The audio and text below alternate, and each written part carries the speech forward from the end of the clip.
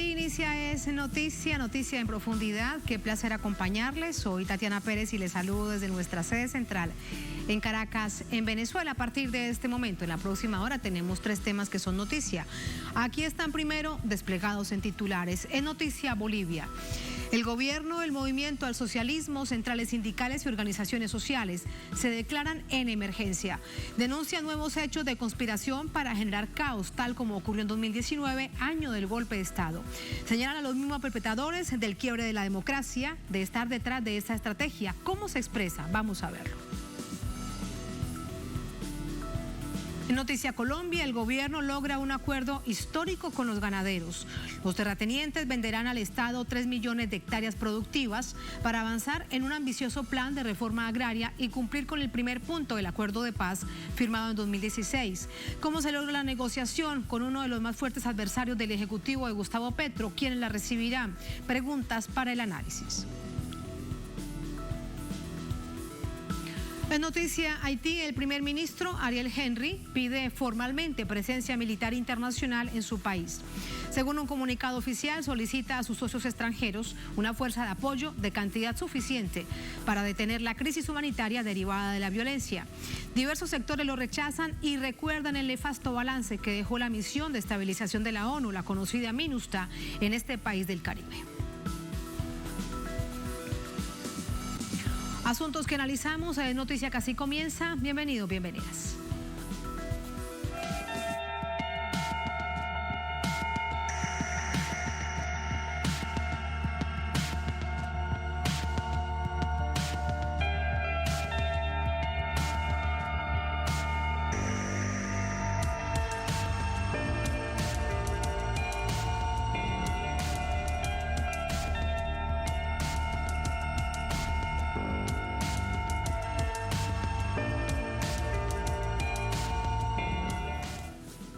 En Noticia Bolivia, el presidente Luis Arce denunció nuevos intentos de desestabilización por parte de sectores de la derecha, la misma que ejecutó el golpe de Estado en noviembre de 2019.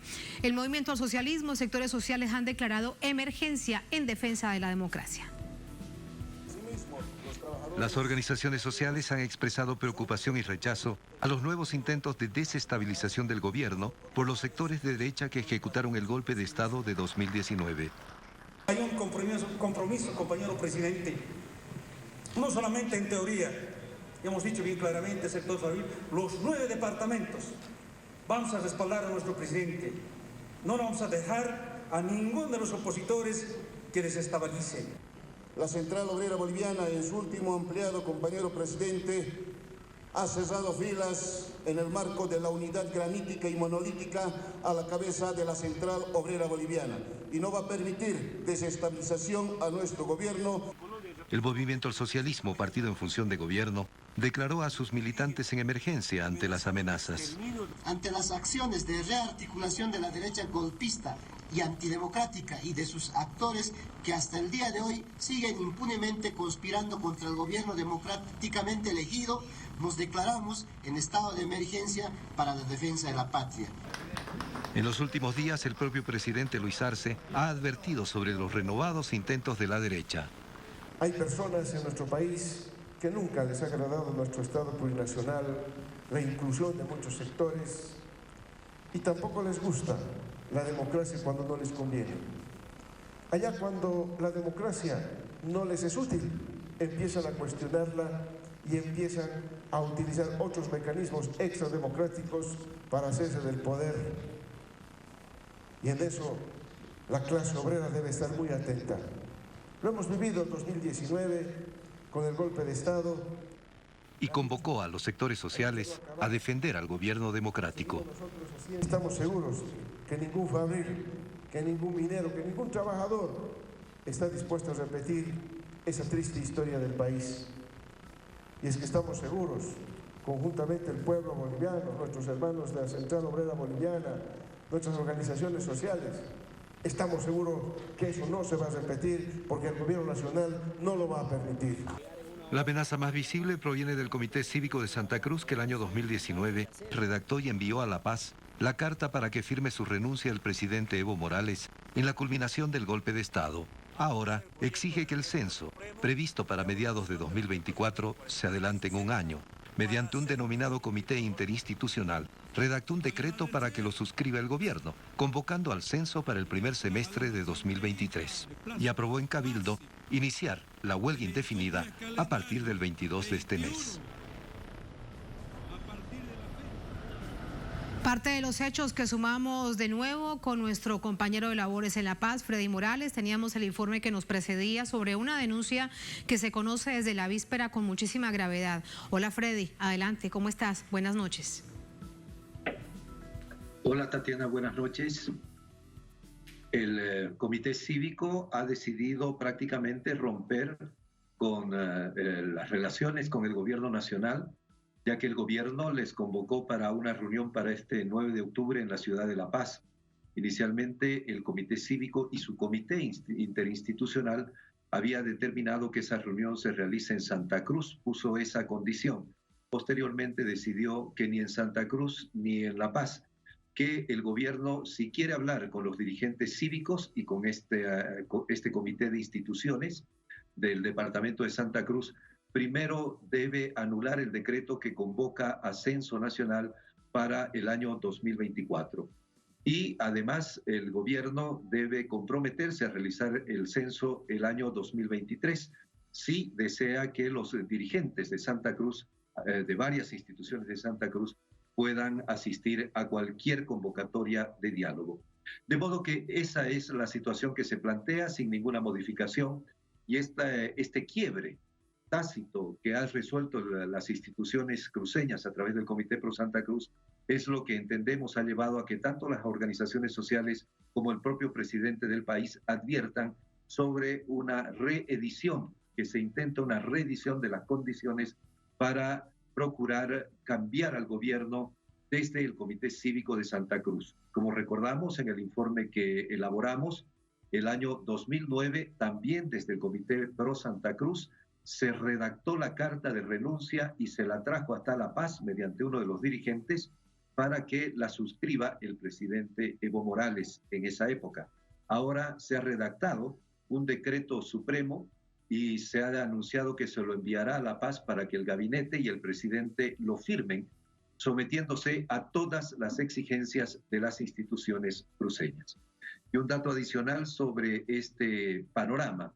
El Cabildo de la semana pasada dio 21 días de plazo al gobierno para que el gobierno se someta a las exigencias de las principales autoridades o de algunas autoridades del departamento de Santa Cruz. Pudo ser una semana, Tatiana, pudo ser 10 días, pero ¿por qué 21 días? Porque esto tiene que ver, está calculado por los representantes cívicos cruceños, porque fueron 21 días los de la huelga del año 2009, que fue declarada en el departamento de Santa Cruz y luego seguida por otros comités cívicos, y en 21 días se ufana la derecha del país de haber derrocado a Evo Morales. Ese es el mensaje que conlleva también, además de la redacción del decreto, ese es el mensaje que conlleva también esta decisión del Comité Pro Santa Cruz de dar 21 días al gobierno para que anule la convocatoria a censo y defina convocar a esta consulta nacional un año antes de lo que ya está establecido. Tatiana. Mensajes simbólicos y nefastos, recordando todo en esta clave del golpe de Estado del año 2019.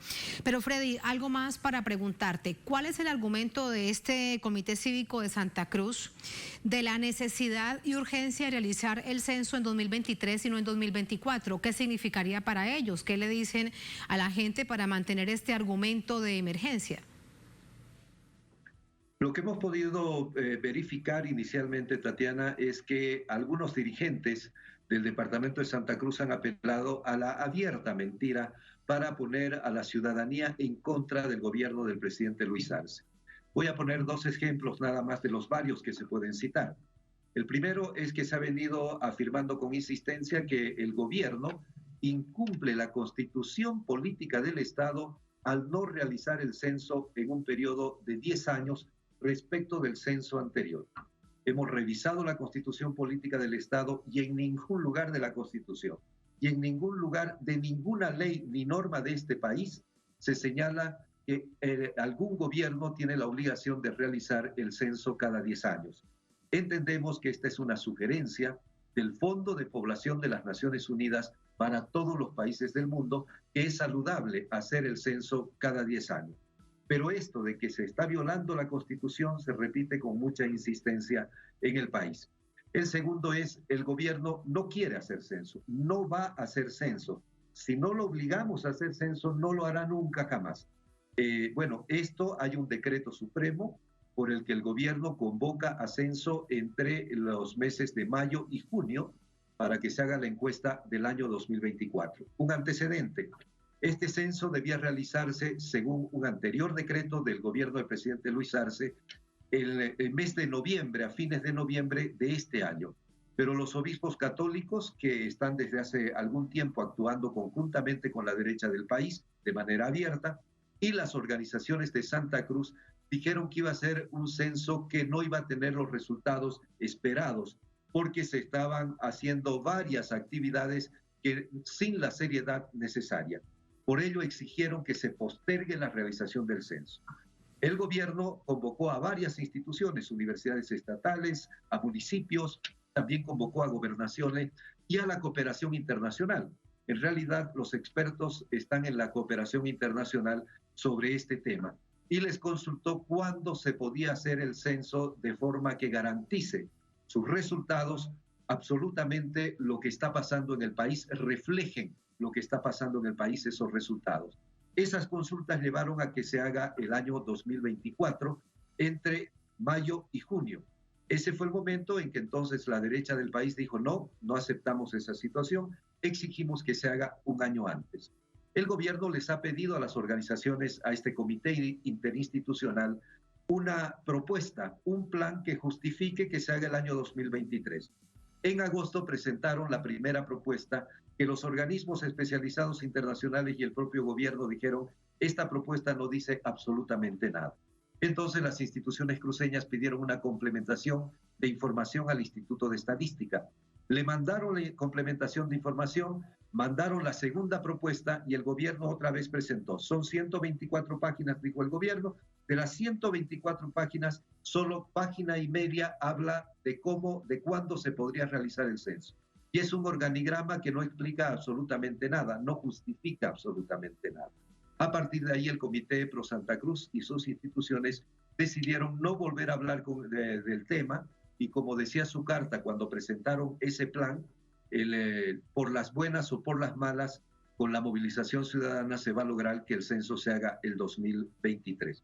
Los argumentos que tienen las organizaciones de Santa Cruz que están en esta campaña es que como Santa Cruz es uno de los departamentos que efectivamente recibe mayor migración del resto del país, se necesitan actualizar los datos para que la distribución del dinero del país se haga según la cantidad de personas que tiene cada ciudad y cada departamento. Eso sí está definido. Y lo segundo, que también se señala, es que de acuerdo a la cantidad de población se distribuyen los escaños para la Cámara de Diputados. Y Santa Cruz afirma que como tiene mayor población, es el departamento de mayor crecimiento en Bolivia, debe tener más curules en la Asamblea Nacional que los que actualmente detenta. Estas son fundamentalmente los dos razonamientos por los que Santa Cruz está impulsando esta huelga indefinida y este adelanto de las elecciones en un año, Tatiana. Argumentos políticos, porque al fin de cuentas lo que vemos con todo este balance detallado que nos haces para ver cómo se hiló la situación para llegar aquí, es que al fin de cuentas nada les sirve. Todo esto lo vamos a llevar al análisis. Gracias, Freddy. Buenas noches, buen fin de semana. Buenas noches, gracias. Chao, Freddy. Vamos al análisis. Para ello nos acompaña Emilio Rodas, ex viceministro de Régimen Interior y Policía. Nos acompaña desde Santa Cruz, allí en Bolivia. Emilio, bienvenido. Muy buenas noches. ¿Cómo está? Buenas noches, Tatiana. Un gusto estar en Telesur, un gusto estar en La Noticia. Muchísimas gracias. ¿Razones suficientes para este llamado a la defensa de la democracia, para este llamado de alerta por parte del propio presidente, del Movimiento al Socialismo, que es el partido de gobierno, centrales obreras y organizaciones sociales? ¿Cuál es su opinión? Claro, hay que prepararse porque está claramente establecido que hay una ruta crítica que ha establecido los bloques radicales antidemocráticos que ya hicieron el ejercicio 2019 y que ahora están preparándose para una nueva ofensiva. Porque ha quedado claro en el debate nacional, ha quedado claro que el tema censo es un tema que se usa solamente como un argumento para generar condiciones de movilización. Pero estas condiciones de movilización solo han tenido lugar en Santa Cruz. Los 8 departamentos restantes han acompañado la agenda del gobierno, se han realizado reuniones en todos los departamentos y en todos los casos los departamentos han estado de acuerdo en llevar adelante esta movilización. En Santa Cruz, sin embargo, el comité interinstitucional que asumió la vocería de diálogo con el gobierno sistemáticamente ha ido cortando todos los puentes de comunicación para llegar a una solución acordada en el tema censo. Entonces, esto ya nos da una señal de que no les interesa ningún tipo de acuerdo, sino le interesa una ruptura política con el gobierno que genere una movilización. Esto ha ocurrido desde el mismo momento en que se llevó adelante el Consejo Nacional de Autonomías, que recomendó la suspensión del censo. Ha ocurrido en ese momento, ha ocurrido en la actividad de socialización que se llevó adelante en el mes de agosto. El 15 de agosto bajó el ministro de Planificación, el INE, el UNFPA de Naciones Unidas, la CEPAL, viajaron e instalaron una mesa de diálogo.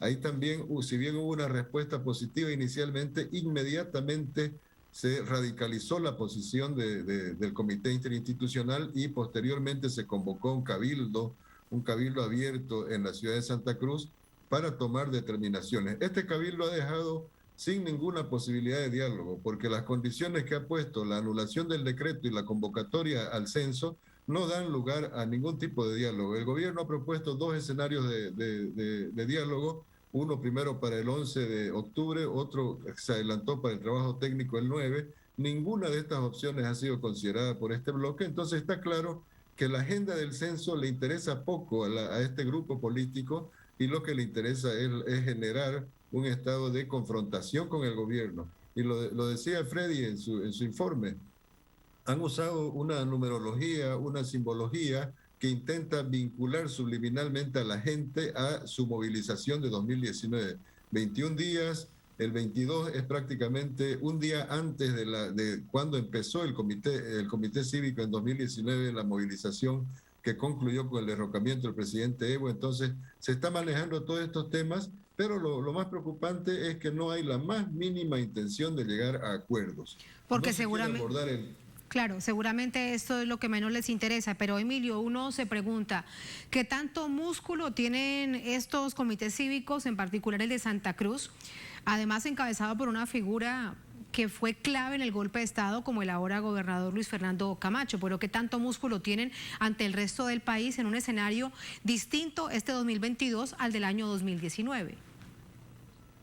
El escenario es absolutamente distinto porque el conflicto se ha centrado en el departamento de Santa Cruz de manera exclusiva. Algunos sectores marginales han convocado para la próxima semana cabildos en Cochabamba y en La Paz, pero las autoridades de estos departamentos, gobernadores, alcaldes, han manifestado su posición de respaldo a la agenda censal propuesta por el gobierno. Es decir, el departamento de Santa Cruz ha quedado aislado, pero además dentro del propio departamento de Santa Cruz no existe la misma cohesión que existió en 2019. En 2019, por ejemplo, el alcalde de Santa Cruz o la alcaldesa interina de Santa Cruz en ese momento se plegó plenamente a la movilización contra el gobierno del presidente Evo. En este caso, el alcalde de la ciudad de Santa Cruz, el nuevo alcalde de la ciudad de Santa Cruz, se ha apartado de este bloque radical, igual que la asociación de municipios que agrupa a 54 municipios del departamento de Santa Cruz se han separado de este bloque y lo han dejado aislado. Entonces va a haber seguramente una movilización inicial que se va a intentar confrontar, pero hay que entender que no es el mismo escenario, pero van a ir intentando. Lo que les interesa ahora, parar Santa Cruz es un grave daño a la reactivación económica.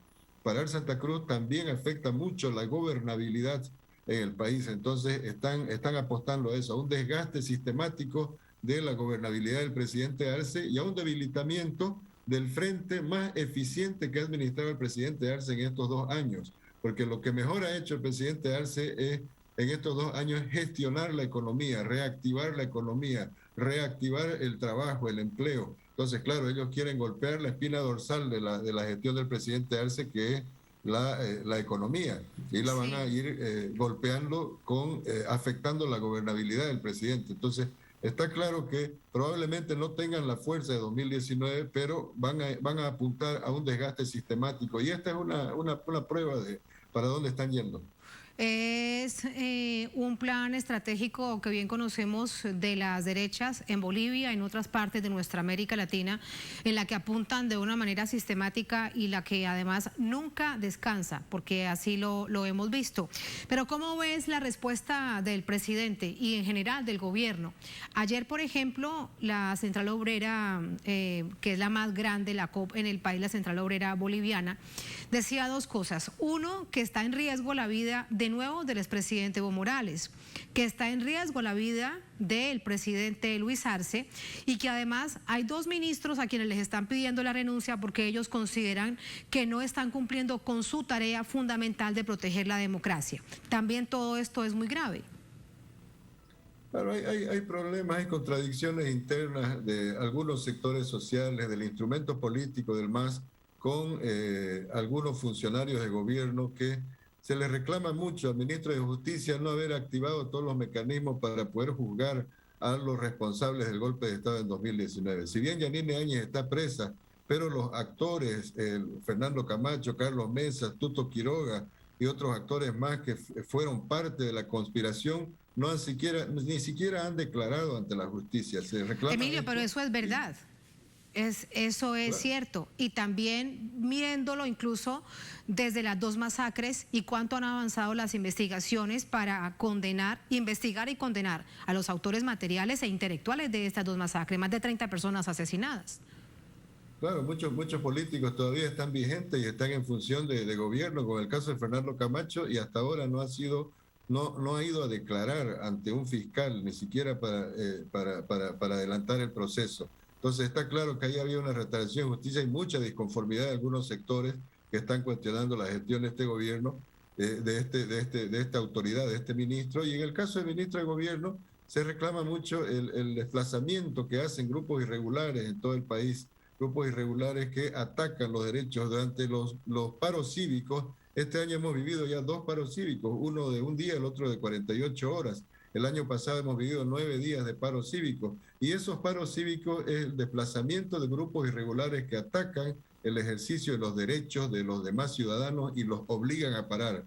Entonces el comportamiento del organismo público ahí, del organismo de seguridad del Estado, no le está garantizando a los ciudadanos el ejercicio de sus derechos. Entonces hay muchas quejas, muchos reclamos, pero además hay contradicciones internas que pueden estar afectando la gobernabilidad, o pueden estar afectando la posibilidad de defenderse al propio proceso de los ataques que hay, porque yo no tengo dudas de que tenemos presencia de organismos de inteligencia externa que están operando en Santa Cruz, porque la derecha boliviana es obtusa, la derecha boliviana no tiene capacidad para organizarse, para estructurar. Siempre ha tenido que intervenir organismos externos, como pasó en el golpe de 2019, que estuvo la CIA, que estuvo el gobierno de Brasil, que estuvo el gobierno de Argentina operando, dirigiendo el golpe de Estado.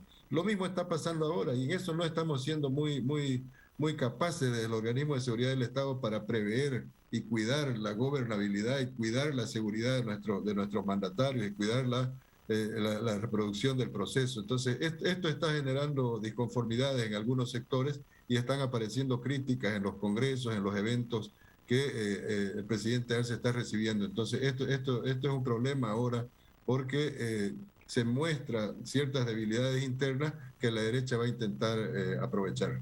Y con toda razón ante el nivel de preocupación por las evidencias de estas conspiraciones, sumado a eso que usted dice del espionaje, la inteligencia militar, que bien quedó documentado en el golpe de Estado del año 2019. Por último, Emilio, sobre otra de las alas que vimos en el año 2019 que hizo tanto daño a la población boliviana, incluso que se extendió a otras partes del país, pero que salió desde Santa Cruz, estos grupos paraestatales. ¿Qué ha pasado con esos grupos? ¿Cómo se controlan? Si es que aún no han sido realmente desactivados, y cuya figura pública y política era Luis Fernando Camacho. Creo que el único frente de estos grupos irregulares, parapoliciales, paramilitares que operaron en 2019, el único que ha sido procesado hasta ahora son algunos dirigentes de la Resistencia Juvenil Cochala. En el caso de la Unión Juvenil Cruceñista no se ha operado ningún tipo de acción legal ni ninguna acción judicial, y tenemos una gran debilidad que es la inteligencia estatal. La inteligencia estatal no tiene control sobre estos grupos, no los tiene identificados. Por esto es que operan de manera casi impune en el territorio y castigan al resto de los ciudadanos tratando de imponer una conducta. Esto es lo que hay que fortalecer en el Estado boliviano: la seguridad, la inteligencia, conocer, articular y llevar a la justicia a estos grupos irregulares. Porque no puede admitirse que dentro de un sistema democrático, de un sistema constitucional como el que vivimos ahora, tengamos grupos irregulares que operen, como lo ha hecho hace unas semanas el grupo irregular de ADEPCOCA, que ha atacado con violencia, ha incendiado instalaciones de otro grupo, ha secuestrado personas, ha torturado personas, y casi de manera impune. Hay 2 o 3 detenidos nada más, pero la acción ha sido extremadamente violenta. Entonces hay que fortalecer la capacidad del Estado para defenderse y para defender a la sociedad en esto. Y en eso no hemos avanzado mucho en este tiempo después del golpe. Muchísimas gracias por ese análisis, Emilio. Muy alertas en todo caso. Muy buenas noches. Hay que estar alerta, Tatiana. El enemigo no descansa, hay que tenerlo, hay que controlarlo. Muchas gracias, Tatiana. Un saludo a todos. Muchas gracias. Hasta luego. Muchas gracias. Así vamos a la primera pausa en esta emisión de Es Noticia. Al volver en Noticia a Colombia, el gobierno logra un acuerdo histórico con los ganaderos. Los terratenientes venderán al Estado 3 millones de hectáreas productivas para avanzar en un ambicioso plan de reforma agraria y cumplir con el primer punto del acuerdo de paz firmado en 2016. ¿Cómo se logra la negociación con uno de los más fuertes adversarios del Ejecutivo? ¿Quiénes la recibirán? Parte de las preguntas al volver. Estamos en Es Noticia.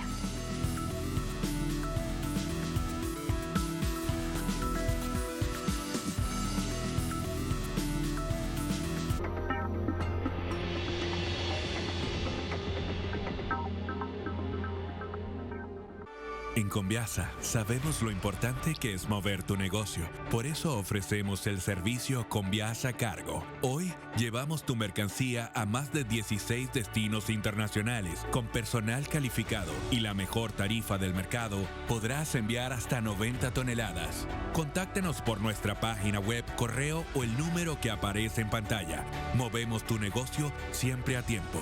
Conviasa, nos hacemos cargo.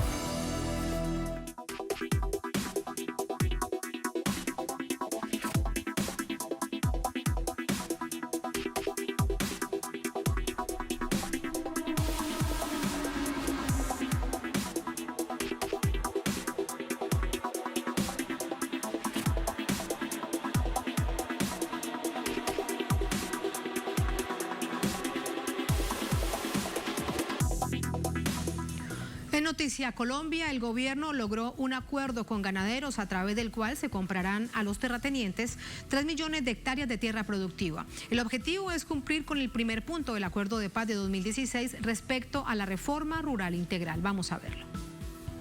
Los terratenientes aglutinados en la Federación Colombiana de Ganaderos Fedegan acordaron con el gobierno del presidente Gustavo Petro la venta de 3 millones de hectáreas de tierra que están en su poder, distribuidas en todo el territorio nacional. En nombre del Gobierno Nacional, en nombre del señor presidente Petro, quiero decirles que hemos llegado a un acuerdo total aquí con nada menos que con Fedegan, y este es un acto histórico. Empieza y arranca el tercer componente de la reforma agraria. El conflicto por la tenencia de la tierra en Colombia data de los años 60. La concentración del campo en las manos de grandes terratenientes dio origen a las guerrillas, que con su accionar buscaron la reivindicación campesina. Este punto es importante porque la propiedad sobre la tierra en Colombia expresa uno de los índices de mayor desigualdad social que existe, especialmente en el campo colombiano. Ese gran o alto grado de desigualdad se expresa a través de un aumento progresivo de la concentración de la propiedad sobre la tierra en manos de muy pequeños propietarios que adicionalmente son grandes latifundistas, mientras que una alta mayoría de campesinos colombianos no poseen la tierra suficiente para subsistir y para producir los alimentos que hoy generalmente pueden y deben producir. Pasados los años, el hombre señalado por comparecientes ante la Jurisdicción Especial para la Paz por los vínculos que habría sostenido con los paramilitares para despojar las tierras de los campesinos, José Félix Laforí, presidente de Fedegan, fue el encargado de negociar con los enviados por el gobierno. Tuvimos una jornada muy reflexiva y creo que esa promesa de valor del gobierno, de ser un gobierno que aspira a tener siempre espacios de diálogo y de concertación, en el caso concreto de Fedegan, se dio de manera plena. Por su parte, la ministra de Agricultura, Cecilia López, recalcó que la compra de tierras se hará con filigrana y que los ganaderos a los que les comprarán los 3 millones de hectáreas deben comprobar que las tierras fueron obtenidas de manera legal y que son productivas. Este es un paso para la paz total y es el proceso de cumplimiento del Acuerdo 1 de La Habana. Se estima que en Colombia hay 55 millones de hectáreas de tierra productiva en poder de privados y solo de ellas 3 pasarán a manos del gobierno. Que no se hizo históricamente la reforma rural, el gobierno inicia a hacerlo ya con estas titulaciones. Es que estar metido bajo un plástico, unas cabullas en el monte, viviendo allí con los niños, sin alimentos, con la familia, en 1000 circunstancias, con agresiones de otras personas. Pues nadie hace eso porque le guste, era porque no había voluntad para que la gente tenga tierra. Hoy este gobierno tiene toda la voluntad de adelantar la reforma rural. El precio de los predios aún no está acordado, sin embargo se sabe que el valor varía dependiendo de la región. El gabinete ministerial del presidente Gustavo Petro indica que la orden del jefe de Estado fue pacificar la nación y que para ello se requieren acciones concretas para garantizar que las tierras vuelvan a ser trabajadas por los campesinos, afros e indígenas. Viviana Bello, Telesur Bogotá, Colombia. Ahí entramos al análisis con las implicaciones de esta decisión histórica que ha tomado el gobierno del presidente Gustavo Petro en la negociación con Fedegan. Es la mayor organización de ganaderos de Colombia, Fedegan. Para ello nos acompaña Miguel Ángel Rojas, es abogado, periodista, analista político, nos acompaña desde Barranquilla. Miguel Ángel, bienvenido, buenas noches. Hola, muy buenas noches. ¿Cómo estás? Muchas gracias por la invitación. Muchas gracias a usted por acompañarnos. Uno de los puntos centrales es la preocupación que hay por con quién se ha negociado Fedegan, con investigaciones abiertas no solamente por la figura que representa su máximo dirigente que lleva 15 años en este cargo como es el señor Laforí, sino también por otros ganaderos y terratenientes que hacen parte de Fedegan. ¿Cómo lidiar con esta situación ante el país? Sí, bueno, habría que empezar por decir que no se negocia con la familia, ¿cierto? Ni se negocia con los amigos, se negocia precisamente con los adversarios, y en el caso en particular sobre el tema de la tierra, pues hay que negociar con los propietarios de la tierra en Colombia. El 1% de la población colombiana tiene más del 60% de la tierra, ¿sí? Y de este 1%, la gran mayoría hacen parte de lo que se llama expansión de la tierra, la apropiación expansiva de la tierra, que son los ganaderos, ¿no? José Félix Laufori no solamente tiene señalamientos de estar vinculado con el paramilitarismo, sino que es el esposo de María Fernanda Cabal, quien se reconoce a sí misma como de extrema derecha, ¿sí? Ultraconservadora. Y después de dar las declaraciones que pusieron ustedes al principio de esta entrevista con la ministra de Agricultura, tuvo una entrevista con Yamid Amad, ¿sí? Y allí él reconoció que en Colombia, según datos del mismo presidente de Fedegan, 55 millones de hectáreas están en manos de los privados. Y de esos 55 millones de hectáreas que están en manos de privados, 37 millones de hectáreas pertenecen a los ganaderos, ¿sí? Entonces, pues evidentemente que es con ellos con quienes hay que negociar el tema de las tierras. Ahora, es bastante ridícula la cantidad de hectáreas que se le quieren dar a los campesinos cuando uno ve que son 3 millones de hectáreas lo que se está negociando para dar cumplimiento a la reforma rural integral del punto 1 del acuerdo de paz firmado con las extintas FAREP, frente a 37 millones de hectáreas que están en manos de los ganaderos. Es un negocio redondo, ¿sí? Es decir, ellos entienden es de dinero y por eso es que aceptan negociar con su adversario político, a quien a menos de tener 2 meses de haber asumido el mandato de la presidencia en Colombia, ya le hicieron una marcha el pasado 26 de septiembre exigiéndole la renuncia. Y después de atacarlo durante todo el tiempo de campaña, bueno, realmente desde siempre a la figura, campaña. Sí, a la figura de Gustavo Petro, especialmente desde que era senador en Colombia y con los otros cargos que él ocupó, los atacaron siempre. Por eso realmente es sorprendente que José Félix Laufori diga: hemos logrado un gran acuerdo que traerá mucha tranquilidad al sector rural y al mismo tiempo la posibilidad de que el sector consolide una clase media que sea capaz de responder a retos de un país que tiene que ser una potencia agroalimentaria. Uno no sabe si aplaudir, sorprenderse y se espalda realmente que con esas declaraciones de José Félix Laufori. O sea, finalmente, yo pienso que en estos tiempos, claro, no hay que perder la capacidad de asombro, sobre todo para no perder la criticidad en el análisis, pero hay que tener pues ciertas cosas claras. Ellos saben es de números y saben es de matemáticas. 3 millones de hectáreas en un promedio de 20 millones de pesos por hectárea son cerca de 60 billones. Sí, por eso hasta Uribe quiere venderle tierras ahora a Petro para la reforma rural integral. Ahora, lo cierto es, como te decía al principio del análisis, ellos son los dueños de la tierra. ¿Con quién tienes que negociar tú sino con los dueños de la tierra? ¿Sí? Este es un país con una tremenda... No deberían ser, Miguel Ángel, tierras despojadas. De hecho, es parte del compromiso. El asunto es cómo comprobar que esas tierras no fueron obtenidas por los terratenientes producto del despojo a los campesinos, o la obligación a través de terceros para que vendieran mucho más barato. Bueno, aquí hay que meter 3 elementos en ese análisis, ¿cierto? El primero es reconocer que ellos son los dueños de la tierra, ¿sí? Otra cosa es cómo se apropiaron ellos de esa tierra, ¿cierto? Si fue fruto del despojo, si fue fruto de el blanqueamiento de las tierras que le fueron despojadas a los campesinos, ¿cierto? Eso es otro análisis. Pero lo cierto es que hoy en día, en este momento, ellos ostentan la titularidad de esas tierras, ¿cierto? Y finalmente, como ahorita mismo estamos es rumbo a la paz total, con la cantidad de críticas y críticos que puede tener esta política del gobierno, lo cierto es que hay una necesidad de que Colombia se enrumbe hacia la paz, porque la paz, Colombia es la paz del continente. Y eso no es una frase de cajón, sino una necesidad vital de este parte del mundo, ¿cierto? Entonces, ellos son los dueños de la tierra, con ellos hay que negociar la tierra. Es cierto que para eso precisamente existe la unidad de tierras, ¿sí? Fruto también del acuerdo de paz, donde se ha venido haciendo un estudio detallado de quiénes fueron los campesinos que fueron despojados de sus tierras.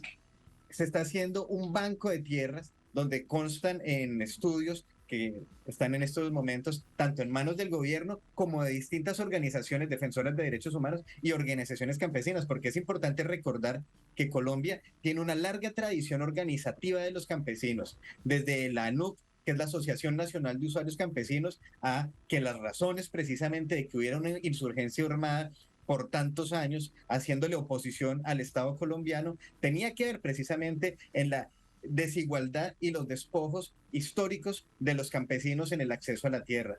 Hay canciones de grupos tan famosos como Aterciopelados, que tienen una canción que se llama Juan sin Tierra. Es decir, aquí el problema de la tierra es ampliamente reconocido e incluso ya fue reconocido como tal por José Félix Laforí, presidente de FEDEGAN, que hacía parte o hace parte de uno de los que niegan las raíces históricas del conflicto armado. Sin embargo, tuvo que decirle a Yamid Amad en entrevista hace 2 días que él estaba dispuesto, no dijo que era porque era un buen negocio, pero dijo que él estaba dispuesto a venderle estas tierras al presidente Petro para así dejar sin argumentos a aquellos que dicen que en Colombia hay conflicto armado porque hay inequidad en el acceso a la tierra. Es decir, finalmente de facto tuvo que reconocer el problema en el acceso a la tierra.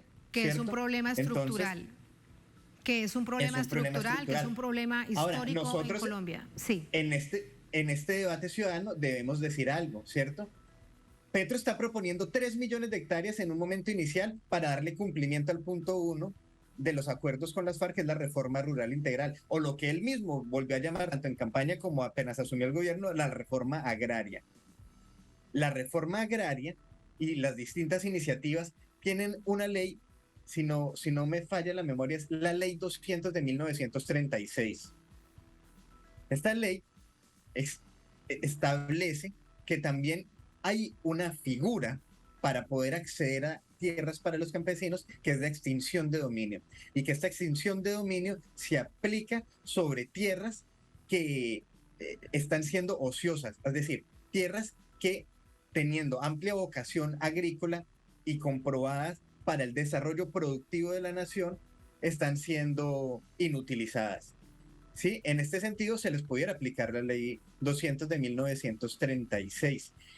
También hay que ver qué tierras son las que ellos están proponiendo para vender, y si son tierras que fueron despojadas y constan así en alguno de los distintos registros que se ha venido desarrollando gracias al acuerdo de paz, pues obviamente esto no tiene por qué ser comprado, ¿no? Entonces, aquí en este proceso de negociación que empieza con los propietarios de la tierra, gracias a Telesur, y se hace la invitación a otros medios, hay que poner el ojo y ponerle la lupa a cuáles van a ser esas tierras que se van a comprar, porque también no está solo el tema de que o sean tierras despojadas, ¿sí? Sino que no vayan a ser baldíos de la nación, que no vayan a ser tierras improductivas, áridas, precisamente por la ganadería extensiva, sino que tienen que ser tierras ampliamente fértiles, ¿sí? Con plenas garantías para el desarrollo agrícola de los campesinos. Claro. Pero con vocación productiva. Y algo muy importante, y con eso quiero despedirte, Miguel Ángel, además de esta vocación productiva, es que los campesinos lleguen a estas zonas, pero que además sean los que realmente la necesitan, que no hayan estructuras criminales que se hagan pasar por campesinos y se generen nuevos problemas de tenencia de tierras. Sino también mafiosas. Mira, vamos a hablar de los datos que da la OFORE. Claro, porque, por ejemplo, él dice, los ganaderos en Colombia tienen 37 millones de hectáreas, pero dice que solo tienen 30 millones de cabezas de ganado. Pero además reconoce que los grandes ganaderos son los que tienen más de 1.000 cabezas de ganado en adelante. Y dice que esos solo son 1.952. ¿Sí? De resto dice que son 560.000 los pequeños ganaderos que tienen 100 animales o menos. Pero entonces también sabemos que hay testaferros, ¿no? Y que para evadir impuestos, ellos entonces no figuran como los propietarios, sino que ponen, todavía de facto se usa en Colombia la figura del encomendero. Entonces ellos tienen distintos encomenderos y a este le ponen 100 vaquitas, al otro le ponen 80 vaquitas. Y asimismo, entonces pueden ser los campesinos que ellos deleguen para ir a reclamar las tierras que ellos mismos se venden. Estamos claros que aquí ha sido una gente sumamente tramposa a lo largo de la historia, precisamente con la repartija de la tierra, porque Colombia sigue anclada en una suerte de feudalismo. Y este señor hace parte precisamente de los señores feudales de Colombia. Por eso es importante que no solamente se le compren los 3.000 hectáreas a los campesinos, sino que se den plenas garantías a quiénes son esos campesinos, a quienes se les van a dar esas tierras y dónde van a estar ubicadas esas tierras. Y aquí nuevamente se pide el acompañamiento internacional para este proceso, que es parte de la implementación del acuerdo de paz. Los últimos 4 años, desafortunadamente, tuvimos al peor presidente de la historia de Colombia, un ser nefasto que impidió, boicoteó, intentó verdaderamente hacer trizas el acuerdo de paz, que ha sido el compás histórico para que todos estos cambios se puedan empezar a dar en Colombia. Y hoy pensemos en poder establecer una reforma rural integral en el marco de algo que se llama la paz total. Y esa paz total finalmente va a tener que ser no solamente con las insurgencias, sino con todos los grupos delincuenciales organizados, armados en este país. Y eso le genera algunos pruritos a algunas personas ancladas en análisis un poco trasnochados, porque piensan que solo se puede negociar la paz con aquellos que hacían oposición armada al Estado colombiano y pensaban tomarse el poder. Y entonces en este caso pudiera decir algunos que no entraban los paramilitares, pero finalmente los paramilitares son una fuerza real, armada, ¿sí? Con un proyecto político de derecha, pero con un proyecto político que hacen vida en este país. Y ellos finalmente van a tener que entrar en este proceso, igual que las mafias, igual que otros grupos organizados, porque finalmente ejercen un poder armado sobre la población que impide que Colombia se enrumbe hacia un futuro mejor, y enrumbándose Colombia hacia un futuro mejor, enrumbaría a Venezuela, a Perú, a Ecuador y al resto de los países de la región. Por eso es importante no escandalizarse con lo que está ocurriendo y va a empezar a ocurrir en Colombia, pero tampoco perder la capacidad de asombro y hacer un acompañamiento a cada uno de los procesos de esta implementación de las políticas públicas que abren con el gobierno del pacto histórico. Ese anhelo de paz total, Miguel, con esto te quiero despedir. En todo caso, diferenciados con los grupos armados ilegales de acuerdo a sus propias características. Pero veremos qué sucede, porque eso ya entró a debate en ambas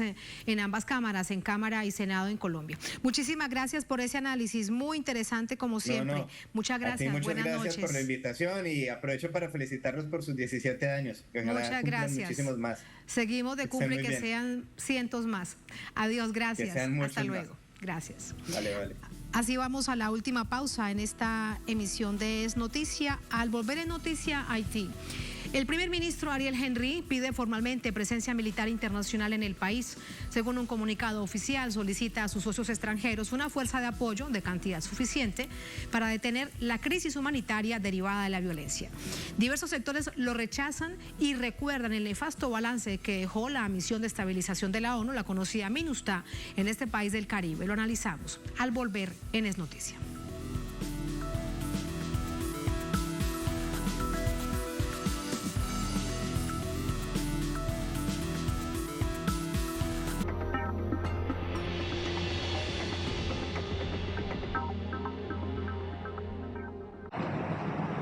Los habitantes de la capital van al ritmo que marca este valle rodeado de una imponente montaña.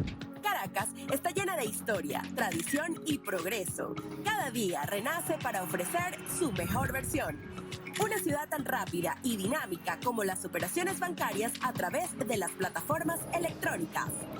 Yo hago en bolívares. Hazlo fácil, hazlo con pago electrónico. Banco Central de Venezuela, rumbo al Bolívar digital.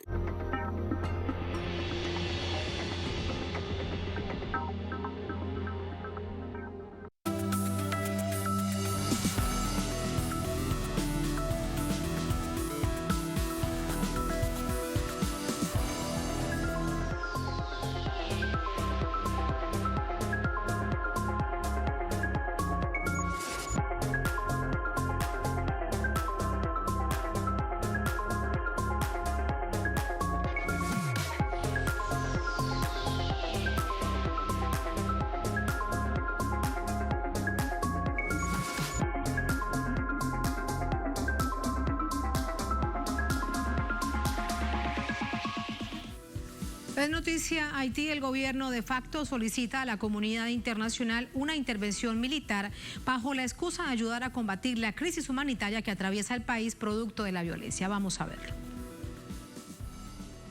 En un documento publicado la tarde de este viernes por el periodista France Duval, la víspera, el Consejo de Ministros encomendó al primer ministro, Ariel Henry, buscar y obtener el apoyo de los socios internacionales de Haití mediante el despliegue inmediato de una fuerza armada especializada. La intención, según indica el texto, es detener la crisis humanitaria provocada, entre otras cosas, por la inseguridad derivada del accionar delictivo de las bandas armadas y sus patrocinadores. Se ordena constituir una comisión interministerial encargada de elaborar rápidamente un documento en el que se definan todas las acciones a realizar en paralelo, con el fin de hacer sostenibles las iniciativas que se emprenderán.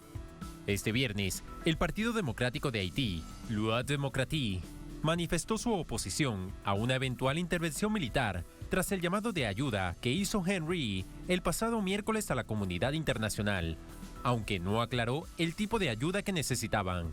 El primer ministro clamó por la asistencia luego de que pandillas bloquearan el acceso a la principal terminal petrolera del país, limitando el funcionamiento de hospitales y empresas potabilizadoras de agua en medio de un resurgimiento del cólera.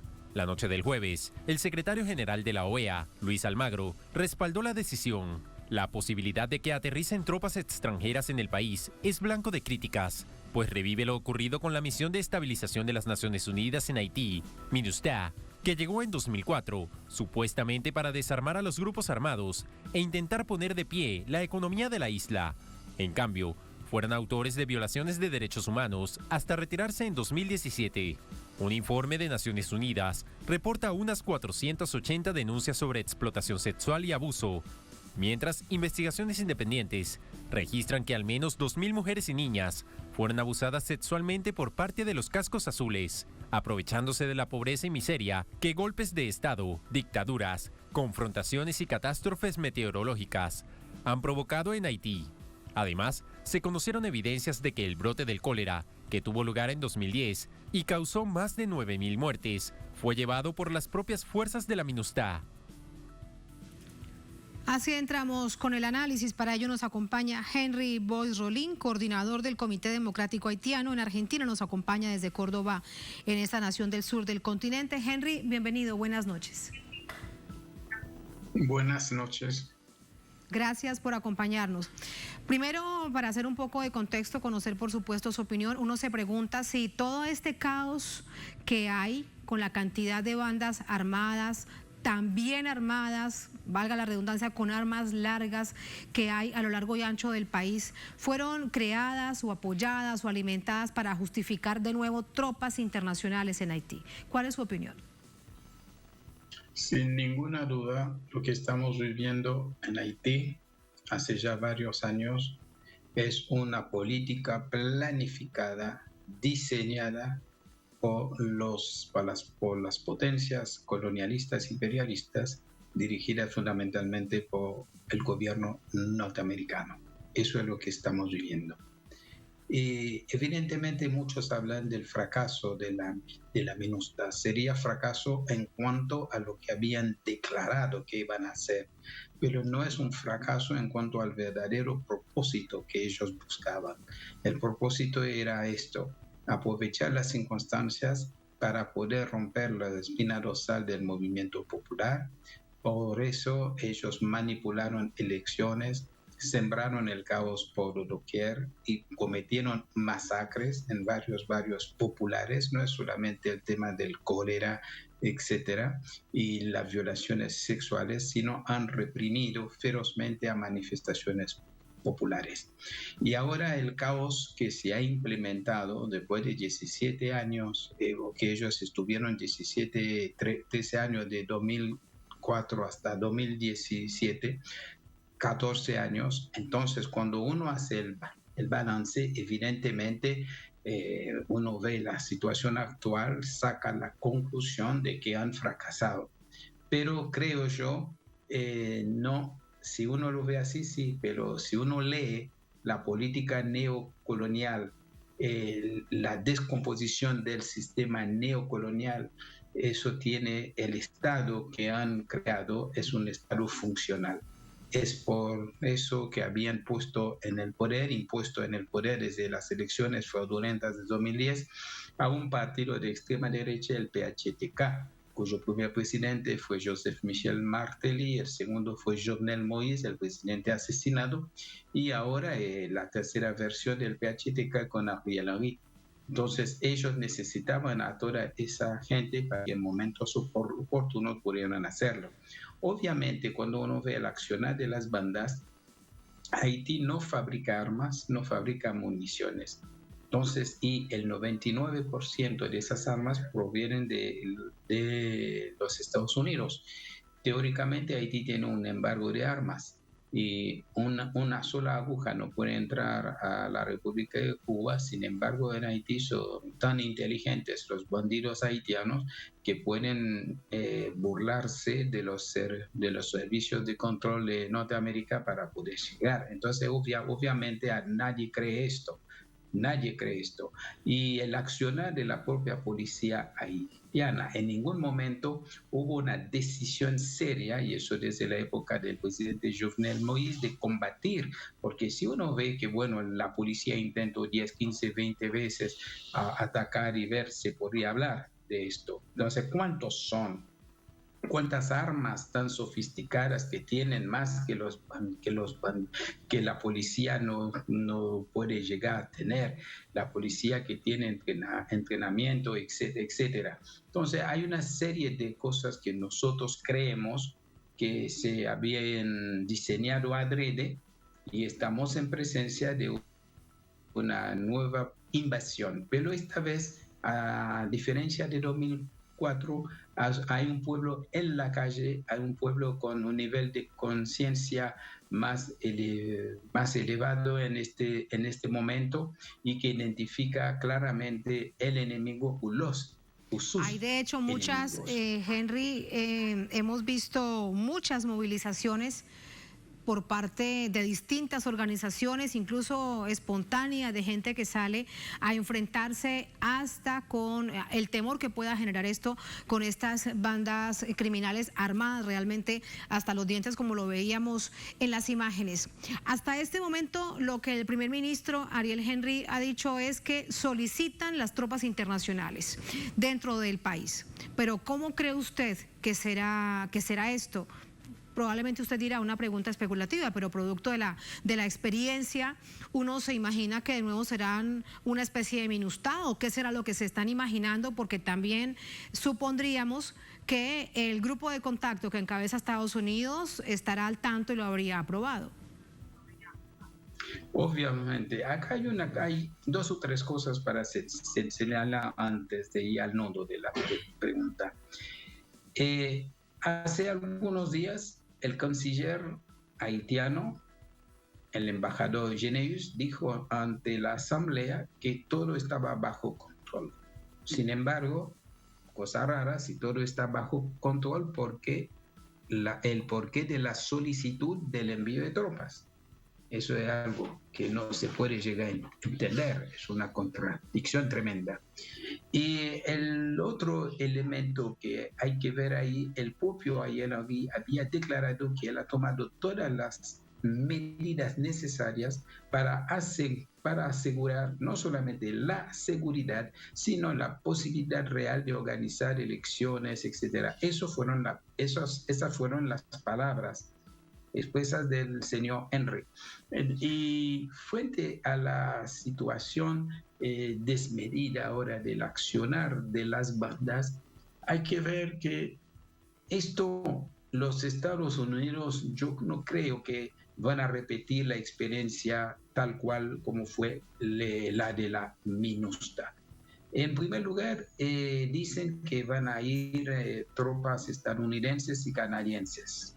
Y después van a ver cuáles son los países latinoamericanos que pueden llegar a sumar, a enviar algunas tropas.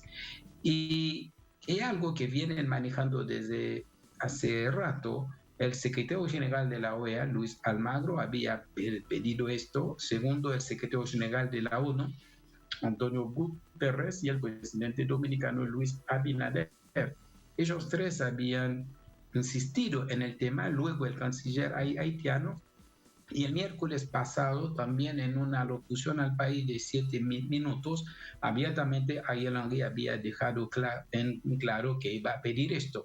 Entonces, estamos frente a toda una película que ahora llega a su punto final, que es esto. sacar la conclusión, hacer la lectura, asimilar las movilizaciones enormes que hay, que se desarrollan todos los días en los 10 departamentos, a que como si eso fuera consecuencia directa del accionar de bandas, una forma de desprestigiar la lucha popular, ¿no? Asimilar esto, no es cierto eso, y como bien usted ha dicho recién, muchas veces se han visto varios manifestantes impidiendo el accionar de esa gente, no mezclarse con esa gente ahí, ¿no? Entonces acá, incluso ayer anoche ocurrió algo.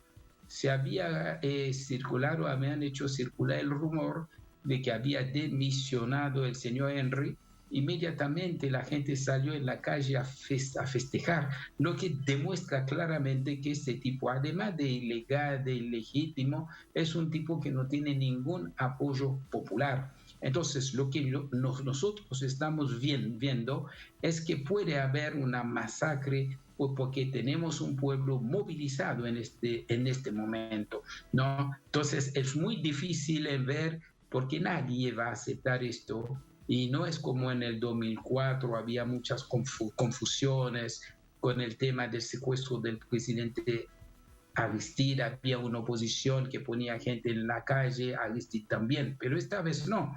Esta vez hay todo un país, los 10 departamentos que se han levantado y exigen la renuncia de este hombre. Y también exigen la ruptura con ese sistema. Significa que nosotros estamos luchando, el pueblo haitiano está luchando por la recuperación de su soberanía y de su derecho a la autodeterminación. Eso es lo pero que está en juego ahora. Pero mire usted que la respuesta que da el primer ministro, algunos le llaman interino, primer ministro de facto, ¿cuánto tiempo ha pasado sin que se convoquen a elecciones en medio de la complejidad? Pensar en elecciones será otro tema en algún otro momento, Henry, pero la respuesta, hay que leerlo de esa manera, es el pedido de la intervención internacional militar por parte del primer ministro.